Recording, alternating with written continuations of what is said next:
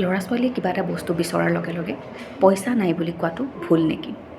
এই প্ৰশ্নটোৰ ক্ষেত্ৰত আজি মই কেইটামান কথা আপোনালোকৰ লগত শ্বেয়াৰ কৰিব বিচাৰিম। প্ৰথম কথাটো হৈছে এই ভুল শুদ্ধৰ কথাই নাহে, কিন্তু মই ভাবোঁ এই যে আমি আমাৰ সন্তানটিৰ লগত আমাৰ দৈনন্দিন যিখিনি আমি কথা বতৰা পাতোঁ, তেওঁলোকৰ যিখিনি প্ৰশ্ন আমি কেনেকৈ উত্তৰ দিছোঁ বা কেনেকৈ আমি তেওঁলোকৰ লগত আচৰণ কৰিছোঁ, সেইবোৰে বা সেই একো একোটা সুৰুঙাৰ জৰিয়তে আমি আমাৰ সন্তানটিক তেওঁলোকৰ জীৱনৰ বাবে একো একোটা পাঠ শিকাব পাৰোঁ। আৰু মই ভাবোঁ এই সুৰুঙাবোৰৰ আমি প্ৰতিজন অভিভাৱকে সঠিকভাৱে এপ্লাই কৰাটো খুব প্ৰয়োজন, কাৰণ এই সুৰুঙাবোৰ সদায় নাহে। আৰু এই যিটো প্ৰশ্ন অকণমান মই আপোনালোকৰ লগত ক'লোঁ, সেই প্ৰশ্নটোৰ ক্ষেত্ৰত আমি সদায় পিছুৱাই থাকোঁ। অৰ্থাৎ আমি কেতিয়াও আমাৰ ল'ৰা ছোৱালীৰ ক্ষেত্ৰত পইচাৰ বিষয়ে বা আমাৰ ফাইনেন্সৰ বিষয়ে আমি আলোচনা কৰিবলৈ নিবিচাৰোঁ। আমি ভাবোঁ যে ডাঙৰ হ'লে নিজে নিজে শিকিব, কিন্তু মই কেতিয়াও নকওঁ যে ডাঙৰ হ'লে নিজে নিজে নিশিকে বুলি। ডাঙৰ হ'লে শিকিব পাৰে, কিন্তু বৰ্তমান যিটো সময় আহিছে সেই সময়ৰ লগে লগে আমাৰ এই এনেকুৱা ধৰণৰ চিন্তাবোৰৰ কিছু পৰিৱৰ্তন কৰাৰ সময় আহি পৰিছে। সেইটো কাৰণে যেতিয়া আপোনাৰ সন্তানটোৱে সুৰুঙা দিছে, আপুনি সেই সুৰুঙাটোৰ সুবিধা লওক আৰু আপুনি আপোনাৰ সন্তানটিক এনেকুৱা ধৰণৰ বিষয়বোৰ শিকাবলৈ সদায় চেষ্টা কৰাটো প্ৰয়োজন। যদি আমি এই প্ৰশ্নটোৰ ক্ষেত্ৰত চাবলৈ যাওঁ, তেতিয়াহ'লে যদি আমি সেইখিনি সময়তে আমি সাধাৰণতে কি কৰোঁ, যেতিয়া পইচা নাই বুলি কওঁ, আমি ইমান পলাইটলি নকওঁ, আমি মৰমত নকওঁ, কাৰণ মৰমত ক'লে ল'ৰা ছোৱালীয়ে বুজি নাপায়। তো এইটোৱে বেছিভাগ অভিভাৱকে কয়, কাৰণ এইটো এটা অভ্যাসত পৰিণত হয়। তো আমি সদায় ৰুডলি কওঁ, অলপমান চকু ডাঙৰ কৰি কওঁ, বা আমাৰ ভইচটো ৰুড হৈ যায়, তাৰমানে আমি দমন কৰি কওঁ। ফলত আমাৰ ল'ৰা ছোৱালীয়ে বস্তু নিবিচৰা হয়, সেইটো কম দিনৰ কাৰণে। কিন্তু কোনোবাখিনিত সেই যে তেওঁলোকে তেওঁলোকৰ যিটো মনৰ কথাটো তেওঁলোকে দমন কৰি থ'লে, কোনোবাখিনিত আমি এইটো তেওঁলোকৰ ব্যৱহাৰিক দিশত আমি দেখিবলৈ পাওঁ, কিন্তু বহু সময়ত আমি সেইটো ইমান ন'টিচ নকৰোঁ। তো সেই তেনেকৈ কৈ পেলাই আমি কোনোবাখিনি তেওঁলোকৰ ব্যৱহাৰিক দিশত পৰিৱৰ্তন আনিব পাৰোঁ। দ্বিতীয়তে আমি এটা সুৰুঙা হয়তো হেৰুৱাব পাৰোঁ। সেইটো হৈছে আপুনি আপোনাৰ সন্তানটিক পইচাৰ বিষয়ে শিকোৱাটো, পইচাৰ ভেলু কিমান, বা আমি কেনেকৈ পইচা খৰচ কৰিব লাগে, কেনেকৈ ছেভ কৰিব লাগে, কেনেকৈ ব্যৱহাৰ কৰিব লাগে, সেই বিষয়ে আপুনি শিকোৱাত এইটো পিছুৱাই থাকে, যদি আপুনি এইখিনি সময়ৰ সঠিকভাৱে ইউটিলাইজ নকৰে। তো কেনেকৈ আপুনি সেইখিনি সময়ত উত্তৰটো দিব পাৰে, য'ত আপুনি আপোনাৰ সন্তানটিক এই অকণমান আগত যিখিনি মই ক'লোঁ, মানি কনচেপ্ট, পইচাৰ ব্যৱহাৰ, ৰেচপনচিবলভাৱে আমি পইচা কেনেকৈ খৰচ কৰিব লাগে, এই বিষয়ে আপুনি আপোনাৰ সন্তানটিক শিকাব পাৰে।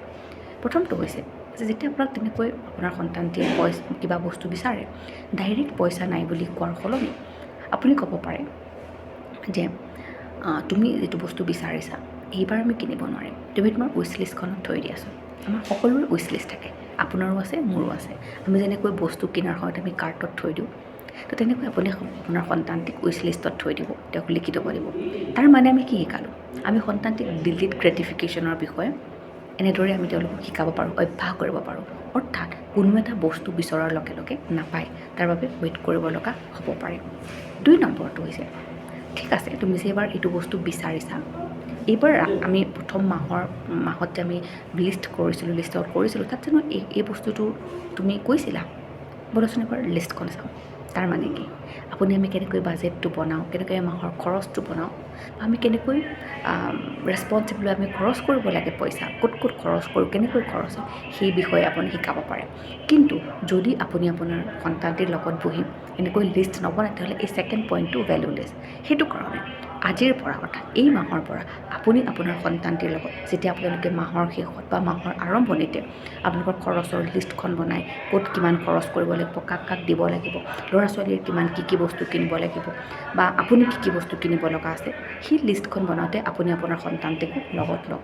আৰু তেওঁলোকৰ যিখিনি নিড আৰু ৱান্টছটো একদম সহজ ভাষাত তেওঁলোকক বুজাবলৈ হ'লে যে নিডছটো আমাৰ প্ৰয়োজন, অৰ্থাৎ আমাৰ একদম প্ৰয়োজন, এচেঞ্চিয়েল, সেইটো মোক লাগিবই। যেনে ধৰক তোমাৰ হয়তো এইটো পানীৰ বটলটো হ'ব পাৰে, ফ্লাস্কটো হ'ব পাৰে, বা তোমাৰ নোটবুকখন হ'ব পাৰে, যিটো তোমাৰ একদম এচেঞ্চিয়েল। কিন্তু ৱান্টছ তোমাৰ এনেকুৱা হ'ব পাৰে, তোমাক এটা ব্ৰেণ্ডেড ঘড়ী লাগে, তোমাৰ বহুত দিনৰ পৰা মন গৈ আছে এইটো খুব ধুনীয়া ব্ৰেণ্ডেড জোতা পিন্ধিবৰ কাৰণে, সেইটো তোমাৰ ৱান্টছ। তো তেনেদৰে আপুনি আপোনাৰ সন্তানটিক তাৰ যিটো পাৰ্থক্যটো বুজাই দিব, আৰু তেওঁলোকক নিড আৰু ৱান্টছ সেই বস্তুখিনিক লিষ্ট আউট কৰিব লাগিব প্ৰতি মাহৰ মূৰে মূৰে। চাব নিশ্চয় বহুতখিনি পৰিৱৰ্তন আপুনি নিজেই দেখিব, কাৰণ এইখিনি বস্তু কৰিলেহে আপুনি গম পাব। অৰ্থাৎ এই যে মই কৈছোঁ এনেকুৱা ধৰণৰ এই সুৰুঙাবোৰৰ সঠিকভাৱে যদি আপুনি এপ্লাই কৰিব পাৰে, তেতিয়াহ'লে আপুনি আপোনাৰ সন্তানটিক বহুত বিষয় শিকাব পাৰিব। আৰু এই যে আমি ভাবোঁ যে ডাঙৰ হ'লে শিকিব, এই কনচেপ্টটো নাৰাখি আপুনি এই সুৰুঙাবোৰৰ সঠিকভাৱে এপ্লাই কৰি পেলাই সন্তানক এনেদৰে বিষয়বোৰ শিকাবলৈ চেষ্টা কৰাটো খুব প্ৰয়োজন। কাৰণ বহুত সময়ত ডাঙৰ হৈ যায় কিন্তু এনেকুৱা সুৰুঙাবোৰ পোৱা নাযায় বা এনেদৰে শিকাবও পৰা নাযায়। তো সেইটো কাৰণে বিশেষকৈ ফাইনেন্সৰ ক্ষেত্ৰত, পইচাৰ মেনেজমেণ্টৰ ক্ষেত্ৰত আমাৰ সমাজত একেবাৰে আলোচনা কম আমি ল'ৰা ছোৱালীৰ লগত নকৰোঁ। ডাঙৰ হ'লে শিকিব বুলিয়ে ভাবি থাকোঁ। সেইটো নাভাবি এতিয়াৰ পৰাই আপুনি এইকেইটা কাম কৰিবলৈ চেষ্টা কৰাটো ভাল হয় বুলি ভাবোঁ।